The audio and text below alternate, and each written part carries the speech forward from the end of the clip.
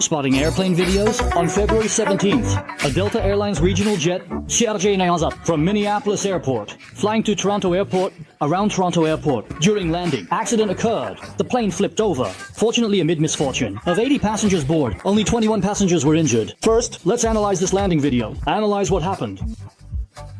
Landing Y scene that the plane doesn't have a pitch angle. Let's look at planes. During landing, isn't the pitch angle quite obvious? The nose is tilted upwards. What's advantage of this during landing? Windward side, which is the lower part of the plane, such as the belly, the underside of the wings. Force analysis. The airflow blows directly over. When it contacts the wings and the underside of the wings, generates force. Force decomposes into backward drag and upward lift. This lift is very important for the plane. When the plane is landing, the speed is already relatively slow. Unrealistic trade speed for lift. At this time, the cockpit controls those slight pitch up. It's like the wind is supporting you from below as you land. The load after touchdown will be smaller, so as not to cause the landing gear to break. As for this accident aircraft, seems no control. Angle attack big, land. You can see it's the right main landing gear.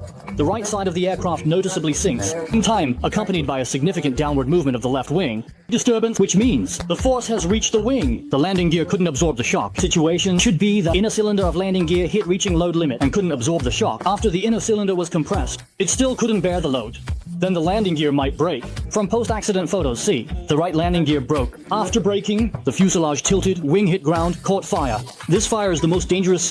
The number of people escaped depends on the size of the fire. However, you can see, after sliding for a while to friction, the flames turned into black smoke. There are no explosions. There are several factors. First, the plane is small. Range is short, so the fuel load is also less. And it had reached the destination airport. During flight, fuel had already been mostly consumed. And then there's the weather, around -10°C with snow covering the ground. It's like having a layer of fire retardant foam. So you can see the fire eventually went out. Hearing this, don't say it's lucky because of the weather. No runway was like flying sand and rocks. You can imagine strong ground wind speed was, this is bad for planes landing. When crosswinds occur, remember there's a method called side slip.